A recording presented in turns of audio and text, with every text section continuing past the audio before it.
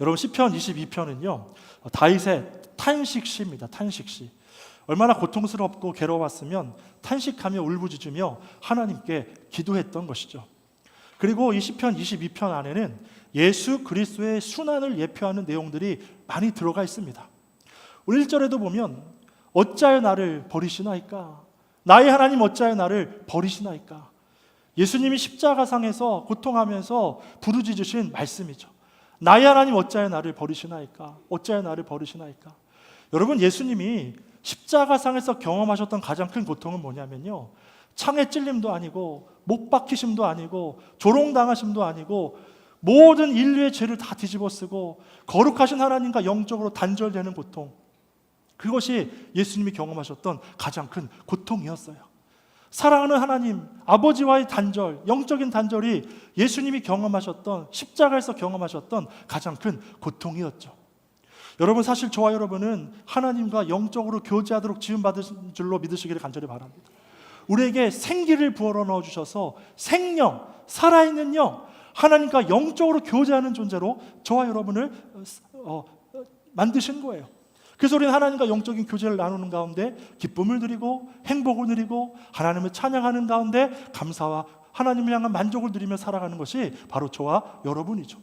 그런데 여러분, 죄로 말미암아 인간이 타락하자 거룩하신 하나님과 교제할 수 없게 되었어요. 인간은 영적으로 죽게 된 것이죠. 영적으로 죽게 된 인간에게 찾아온 것이 무엇이에요? 고통이에요. 불안이에요. 공포예요. 두려움이에요. 여러분, 얼마 전에도 또 이제 여름 휴가를 많이 다녀오셨던 것 같은데요. 이 여름 휴가 때 우리가 좀 일상을 잊고 좀 여가 시간 보내면서 좀 우리가 일상 떠나서 스트레스도 풀고 즐거운 시간을 갖자 하고 집에 돌아왔어요. 돌아오면 근심이 다 사라지시나요? 또 근심이 또 찾아와요. 잠깐 풀어질 수 있지만 또 근심이 있고 우리를 두렵게 하는 많은 삶의 상황들이 있죠. 그런데 여러분, 하나님과 영적인 온전한 교제를 누리는 사람들의 삶의 모습은 좀 달라요. 하나님 안에서 기쁨을 누려요. 상황과 상관없는 감사와 만족과 찬양이 고백되어지는 삶을 사는 것이죠. 왜 그런가요? 하나님과 온전한 교제가 있기 때문이에요. 하나님으로 인하여 만족하기 때문인 것이죠.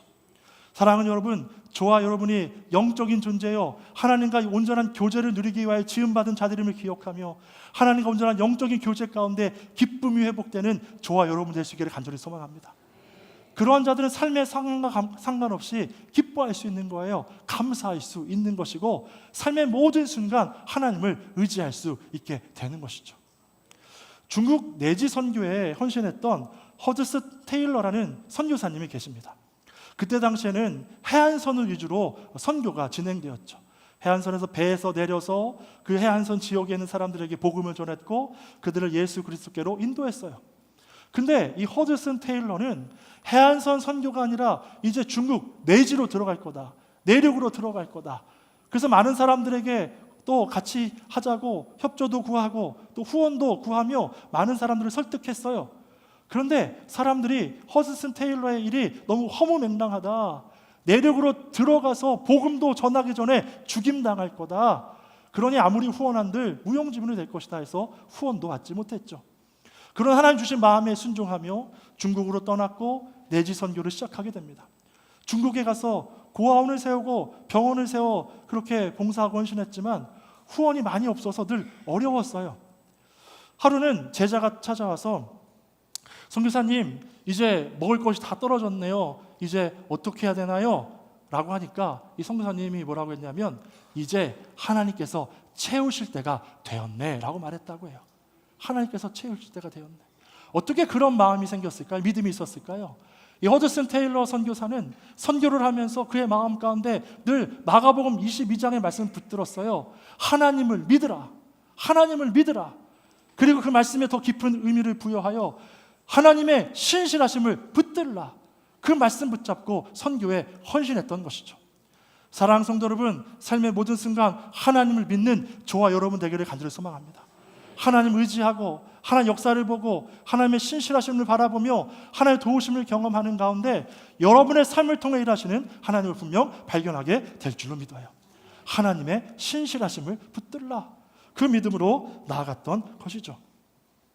사랑하는 성도 여러분, 우리는 신실하신 하나님을 의지해야 돼요. 그리고 하나님께서 부르셨으면 당신의 백성을 책임져 주신다는 사실을 우리는 믿어야 합니다. 물론 어려운 환경이 찾아오면 우리는 좌절하죠. 낙심할 수밖에 없는 연약함을 가지고 있는 게 바로 저와 여러분의 모습이에요. 오늘 본문에도 보면 다윗이 얼마나 힘들었으면 나의 하나님 어찌하여 나를 버리시나이까, 어찌하여 나를 버리시나이까라고 탄식했을까요? 얼마나 힘들고 너무나 고통스러운데 아무리 기도해도 간구해도 하나님은 보이지 않는 거예요. 응답하지 않는 거예요. 자신을 도와줄 자도 아무도 없었다는 것이죠. 여러분, 다윗이 사실 얼마나 믿음이 대단한 사람이었습니까? 모진 고난의 순간 사울에게 쫓김당하면서도 늘 하나님 의지했던 사람, 믿음의 사람, 기도했던 사람이 다윗이었어요. 그런데 그 고통이 얼마나 컸는지 하나님 어찌하여 나를 버리시나이까라고 애통했던 것이죠. 여러분 가운데도 큰 고난 가운데 하나님 왜 나를 버리십니까? 왜 나의 삶에 찾아와 주지 않으십니까? 왜 나를 이 어려운 상황 가운데 그냥 내버려 두십니까? 라고 원망한 적은 없으신지요? 그러나 여러분, 그때도 하나님을 바라볼 수 있는 저와 여러분 되기를 간절히 바랍니다. 여러분, 모든 삶이 마찬가지지만 목회에도 참 고비가 많은 것 같아요. 제가 이제 부목사로 처음 사역을 할 때 이 사역 부서 내에서 신구 갈등이 일어났습니다. 오랫동안 이렇게 사역에 헌신했던 분들과 이제 막 은혜 받고 사역을 막 시작하신 분들 가운데 어떤 그 사역의 방법의 차이로 갈등이 일어난 거예요. 그러다 보니까 좁혀지지 않고 그 갈등이 점점점 커져서 서로 반목하게 된 것이죠. 그런데 서로 반목하면서 담당 목사였던 저를 찾아와서 좀 얘기 좀 들어달라고 하는 거예요. 그래서 제가 그때 나 좀 만나달라고, 나 좀 보자고 하는 말을 들을 때마다 제 가슴이 철렁 내려앉았습니다. 나 좀 보자고 하면 가슴이 철렁 내려앉더라고요. 그래도 어떤 상황인지 다 이야기를 듣고 좀 중재해야겠다는 생각이 들어서 만나자는 분들 다 만났습니다. 그룹으로도 만나고 개인으로도 만나고 다 만났어요. 근데 나중에 다 만난 게 화근이 되어서 제가 다 말을 들어준 게 제가 상대편을 옹호해 준 것으로 소문이 나서 오히려 저를 공격하기 시작했어요. 얼마나 어렵고 힘들었는지 몰라요. 나는 이게 아닌데, 나는 다 그 말을 듣고 중재하려고 했는데 왜 나한테 이 화살이 돌아올까? 너무 힘들었어요. 결국 제 힘으로 해결할 수 없었고, 당시 담임 목사님이 개입하셔서 갈등이 조금 해결된 듯 했지만 그 갈등의 여파가 남아있었고 많은 어려움을 겪을 수밖에 없었죠. 그 어려움을 겪으면서 저는 깊은 고민에 빠졌어요. 영적으로 완전히 가라앉았어요. 그러면서 고민했어요. 내가 목회를 계속 할 수 있을까? 계속 해야 되는가? 이런 깊은 고뇌에 빠졌어요. 그렇게 기도하는 가운데 하나님께서 제게 주신 감동이 있었죠. 성민아, 네가 그 사역 잘 된다고 교만했잖아. 나의 영광 네가 다 취하려고 했잖아 라고 하나님께서 저를 치셨어요. 깨닫게 해주셨어요. 그때 하나님께 고백했어요. 하나님, 그러네요. 제가 하나님 영광을 취하려고 했네요. 제가 영적으로 교만했네요. 하나님 깨닫게 해주셔서 감사해요. 이제 그 모든 교만 내려놓고 겸손히 오직 주님만 섬길게요 라고 고백할 때 하나님 마음을 만져주셨고 위로해 주셨고 힘을 얻게 되었어요. 하나님께서 그 삶을 통하여, 그 과정을 통하여 저를 다듬으셨다는 것이죠. 여러분, 때로 하나님께서 우리 삶을 다듬으실 때가 있어요. 모난 부분을 다스리실 때가 있어요. 우리가 하나님의 사람으로 온전히 서게 하시기 위해서 때로는 고난을 통하여 우리를 새롭게, 새로운 존재로 다시 거듭나게 하시는 그런 때가 있다는 것이죠. 그때 괴롭고 어렵지만 오히려 그때가 은혜라고 여겨질 때가 있어요. 왜 그런가요? 그때 하나님과 더 가까워지기 때문이에요. 하나님과 더 영적인 깊이 있는 교제를 누리기 때문이죠. 여러분, 19세기 유명한 설교가였던 찰스 스펄전 목사님이 노년에 몸이 너무나 많이 아팠어요. 한 성도가 찾아와서 병문안하면서 목사님 너무 많이 아프시죠? 너무 힘드시죠? 라고 이렇게 물었더니 스펄전 목사님이 이렇게 대답했다고 해요. 네, 너무 아픕니다. 이 고통은 말로 다 할 수 없습니다. 그러나 제가 이렇게 아플수록 더욱 주님이 제 곁에 가까이 와 계십니다 라고 고백했다고 해요. 고난이 있고 고통이 있는데 그때 내 곁에 더 가까이 와 계시는 주님이 느껴진다는 거예요. 여러분, 고난이 없으면 얼마나 좋을까요? 날마다 기쁘고 평안하면 얼마나 좋을까요? 근데 이 세상에 우리의 육신을 입고 사는 동안 고난이 없지 않아요. 고통이 있어요. 힘겨운 순간이 분명히 있어요. 그러나 그때 우리로 그 가운데 주님께 더 가까이 나아가 주님과 더 영적인 그런 교제를 누리면서 세상을 사랑하는 마음을 다 내려놓고 더 주를 사랑하게 되고 주님과 영적인 교제가 깊어지는 그런 저와 여러분 되기를 간절히 소망합니다. 그리고 고난의 순간에 나 혼자 있는 것 같아 절망하는 그 순간에 여러분은 혼자가 아님을 기억하시기를 간절히 바라요.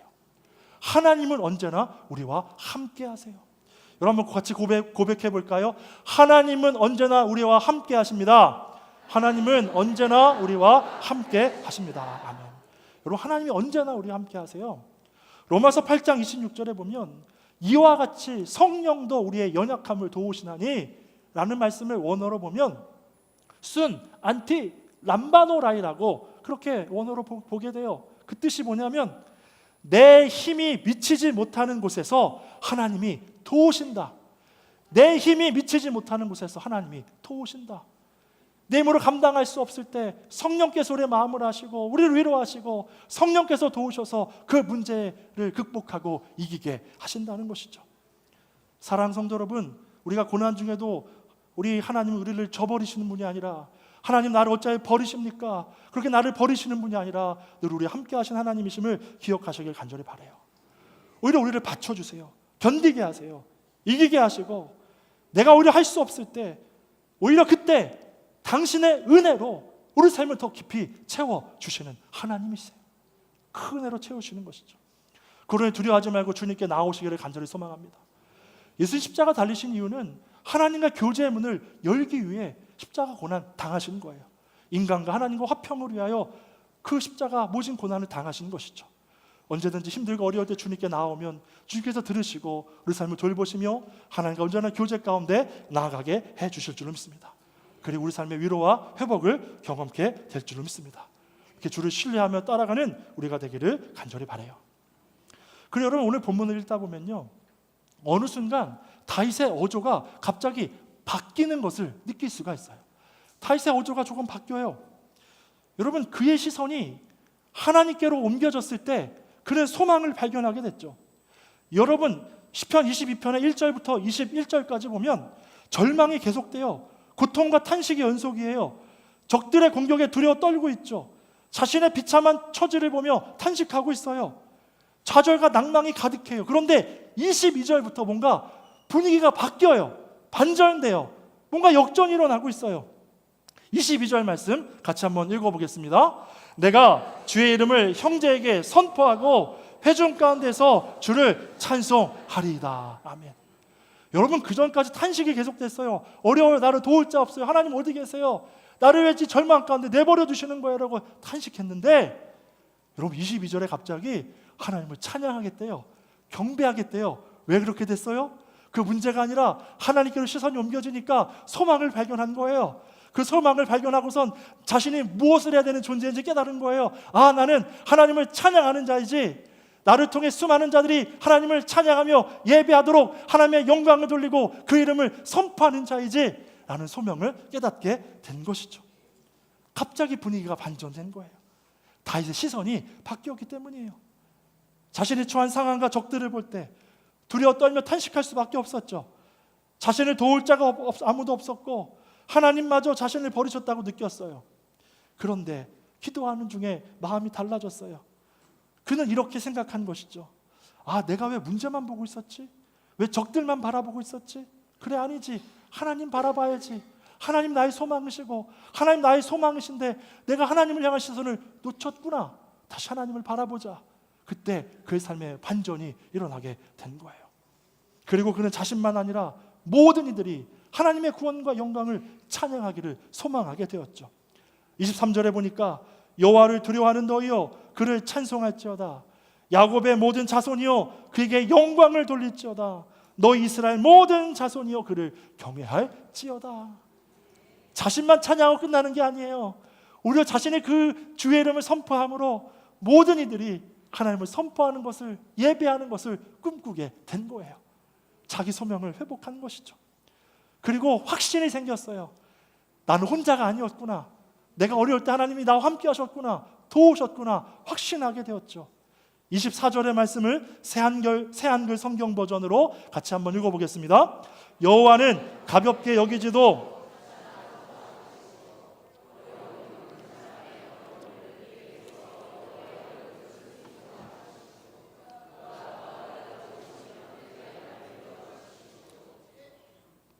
여러분, 지금까지 이 다윗은요, 하나님이 안 계신 것 같았어요. 아무리 부르짖어도 힘들다고 해도 하나님 응답하지 않으시니 안 계신 줄 알았어요. 근데 그가 확신했어요. 아, 하나님 여전히 나와 함께 하시는구나, 나를 지키시는구나. 그가 확신하게 되었죠. 하나님 나를 도우시는구나 확신하게 된 거예요. 신학생 때 제가 문화사역에 관심이 참 많이 있었습니다. 이 찬양사역에도 관심이 있어서 한 문화선교단에 오디션을 보고 들어가게 됐어요. 가서 찬양사역에 관심이 좀 있어서 보컬 레슨도 막 받고 열심히 연습하는데, 그 팀이 단순히 노래만 하는, 찬양만 하는 팀이 아니라 종합 예술로 다양한 장르로 문화사역을 통해 복음을 전하는 그런 팀이었던 거예요. 그러다 보니까 여러분 상상되실지 모르겠지만 제가 춤을 배웠습니다. 재즈 댄스도 배우고 힙합 댄스도 배웠어요. 저는 춤을 잘 추지 못합니다. 그런데 그걸 배울 수밖에 없었어요. 저희 금요일에 문학의 밤이 있었는데 우리 아이들 얼마나 열심히 다 이렇게 하나님께 중심 다 예배하며 하는지요. 저희 둘째 아이가 댄스 팀에 들어가서 댄스를 추더라고요. 그래도 저랑 좀 다르게 제법 잘 하더라고요. 그 모습 보면서 대견했는지 몰라요. 이렇게 주님 주신 마음이 있었고 열심히 연습했어요. 한 번은 춤을 가르쳐 주시는 유명한 안무가가 계셨는데요, 선생님이 저에게 별명을 지어주셨는데 너무나 고상한 별명을 지어주셨어요. 영어로 고상하게 지어주셨어요. 지어준 별명이 뭐였냐면 스틱박이었어요. 스틱박. 얼마나 몸이 딱딱하면 막대기라고 지어주신 거예요. 얼마나 춤을 못 추면 빡대기라고 지어주신 거예요. 그래도 문화선교에 대한, 문화사역에 대한 마음이 있어서 열심히 연습하면서 내가 이 문화선교를 통해 하나님 복음 전해야 된다는 그런 마음을 가지고 열심히 했어요. 근데 어느 순간 결정해야 되는 때가 왔는데요, 이 정말 훈련을 계속해서 문화사역을 할 것인가 아니면 신학대학원에 들어가서 목회자의 길을 갈 것인가 고민하는, 결정해야 될 때가 왔어요. 부모님께 이렇게 상해드렸더니 네가 목사 될 사람이 무슨 노래하고 춤추고 있느냐고 하면서 반대를 강하게 하셨어요. 갈등이 일어났고 고민이 깊어졌고 저는 기도할 수밖에 없었죠. 하루는 늦은 시간 연습이 끝나고 연습실에서 혼자 기도했어요. 기도할 때 하나님, 저의 길을 인도해 주세요. 하나님 원하시는 길이 무엇인지 분별하게 해주세요라고 기도했어요. 깊이 기도하다가 성경을 보게 됐는데 그때 제게 주신 말씀이 예레미야 29장 11절의 말씀이었어요. 여호와의 말씀이니라. 너희를 향한 나의 생각은 내가 하나니 평안이요 재앙이 아니니라. 너희에게 미래와 희망을 주는 것이니라. 하나님 모든 과정을 통하여 나에게 미래와 소망을 주시는구나. 나의 길을 인도하시는구나. 이 말씀을 보는 순간 눈물이 주르륵 흘러내렸고 마음에 평강이 찾아왔어요. 하나님 나의 삶을 인도하실 거야. 너무 번민하지 말고 하나님께 맡기고 하나님의 인도를 받자라고 마음 먹게 되었죠. 우리가 번민할 때가 있어요. 탄식할 때가 있어요. 갈피를 잡지 못해 갈등할 때가 있죠. 그런 우리에게 분명히 주님께서, 하나님께서 우리에게 말씀하세요. 너희를 향한 나의 생각을 내가 다 한다. 너희를 향한 나의 생각을 내가 다 한다. 무엇을 말씀하는 거예요? 여러분 한 분 한 분을 향한 하나님의 계획이 있다는 거예요. 여러분을 향한 그 계획을 하나님께서 다 아신다는 거예요. 그래서 인도하신다는 거예요. 그 인도함을 받는 가운데 하나님을 신뢰하는지 아는지 하나님 그것을 보시는 것이죠. 사랑하는 성도 여러분, 여러분을 향한 하나님의 계획이 있음을 믿으시기를 간절히 바랍니다. 이것을 믿을 때 흔들리지 않아요. 담대함이 생겨요. 하나님의 계획 가운데 나를 선하게 인도하시는구나. 그 믿음을 가지고 걸어갈 수 있게 되는 것이죠. 때론 여러분 그런데 그 길이 평탄하지만 않을 수 있어요. 고비고비 돌아가는 그런 길일 수도 있어요. 하나님께서 당신의 사람으로 빚어가시기 위해 때론 고난을 주시기도 하죠. 그러나 중요한 것은 그 모든 과정 가운데 하나님은 우리를 향한 선하신 계획을 가지고 우리를 이끄시고 인도하시며 지키시는 나의 하나님이심을 믿는 저와 여러분 되기를 간절히 소망합니다. 그때 우리의 시선이 하나님께 향할 수 있는 거예요. 문제가 아니라, 절망스러운 그 상황이 아니라 하나님께로 시선을 돌릴 수 있는 것이죠. 그때 담대함이 생기고 하나님을 의지하며 그 모든 상황을 분명 이겨낼 수 있게 될 줄로 믿습니다. 여러분 결국 어떻게 되었습니까?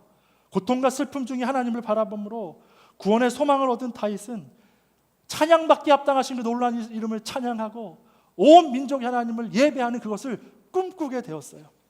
여러분 우리 27절 말씀 같이 한번 읽어보겠습니다. 27절입니다. 땅의 모든 끝이 여호와를 기억하고 돌아오며 모든 나라의 모든 족속이 주의 앞에 예배하리니. 아멘. 다윗이 그가 바라보는 게 달라졌어요. 고난에 매여 있을 땐 자기 문제만 봤는데 하나님 바라보니까 소망이 생겼고 자기의 본분이 무엇인지 깨달았어요. 나의 본분은 주의 이름을 선포하고 아직 고통과 탄식 가운데 있는 많은 영혼들이 하나님께 돌아와 예배하도록 하는 것이 나의 소명이구나. 그것을 꿈꾸게 된 것이죠. 여러분, 전도와 선교는 왜 하는 것입니까? 전도와 선교는 하나님의 영광을 확장하는 것인 줄로 믿으시기를 간절히 바랍니다.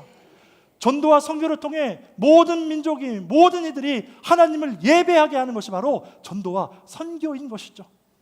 주의 이름을 선포할 때 많은 이들이 다시 하나님의 이름을 기억하게 되는 거예요. 하나님 믿고 살았던 자들이 하나님이 살아계시는구나, 우리 하나님을 섬겨야지, 예배해야지 깨닫게 되고 주께 돌아오게 되는 것이죠. 그리고 말씀이 전파될 때 우리 삶에 나타나는 반응의 첫 번째가 무엇이냐면 죄의 각성이 일어나요. 베드로가 성령 충만받아 거리로 나가 주의 복음을 전했을 때 처음 나타났던 반응이 무엇입니까? 여러분, 사도행전 2장 27절의 말씀 보면 이렇게 말씀하는데요, 그들이 이 말을 듣고 마음에 찔려 베드로와 다른 사도들에게 물어 이르되 형제들아 우리가 어찌할꼬 하거늘. 여러분, 주의 말씀이 선포될 때 죄를 깨닫게 돼요. 죄를 각성하게 돼요. 그러면 죄를 회개하게 되죠. 그리고 주님을 나의 온전한 주로 모시게 돼요. 그때 죄의 문제가 해결되고 주님과의 관계가 연결되어서 다시 주님과 영적인 교제를 누리며 살아가게 되는 것이죠. 여러분 삶에 그 놀라운 회복이 있기를 간절히 소망합니다. 절망을 넘어서서 우리 시선을 하나님께로 돌려 하나님 역사를 바라보며 하나님 일하심을 바라보며 나를 향한 계획을 가지고 계신 하나님께서 나의 삶을 아시고 인도하신다는 믿음을 가지고 언제나 하나님을 바라볼 수 있는 그런 저와 여러분 되기를 간절히 소망합니다. 그래서 여러분의 슬픔이 변하여 기쁨이 되고 탄식이 변하여 찬송이 될 줄로 믿습니다. 그리고 우리가 선포하는 그 이름을 통하여 주님이 영광 받으시는 것이죠. 여러분, 간증이 무엇입니까? 나의 삶에 경험한 그 예수 그리스도를, 하나님을, 성령님을 전하는 거예요. 간증할 때 물론 나를 드러내서는 안 돼요. 성경으로도 분별해야 돼요. 이 간증을 듣는 대상에 따라 잘 조절해서 전해야 되죠. 그러나 우리가 간증을 들을 때 도전을 받아요. 나도 저 사람처럼 살았으면 좋겠다. 나도 하나님 저렇게 만나며 살아갔으면 좋겠다. 도전받게 되고 주님께 주를 기억하며 나오게 되는 것이죠. 사랑하는 성도 여러분, 여러분의 삶에 하나님이 경험될 수 있기를 간절히 소망합니다. 탄식을 기쁨의 찬송으로 바꾸시는 그 하나님께로 시선을 돌려 나의 본분을 회복하고 내가 경험한 그 하나님, 그 주의 이름을 온 땅에 선포함으로 많은 영혼들이 주님께 돌아와 주를 예배하는 데 쓰임받는 우리 교회와 여러분 되기를 간절히 바랍니다. 여러분의 시선이 늘 하나님께 있기를, 하나님 바라보기를, 주여 어디 계시나이까, 나를 버리셨나이까, 근심하며 탄식되는 그 순간에도 오직 하나님께 시선을 두며 소망을 발견하고 나의 구원의 하나님을 찬양하며 경배하는 저와 여러분이 되기를 주 예수 그리스도의 이름으로 간절히 축원합니다.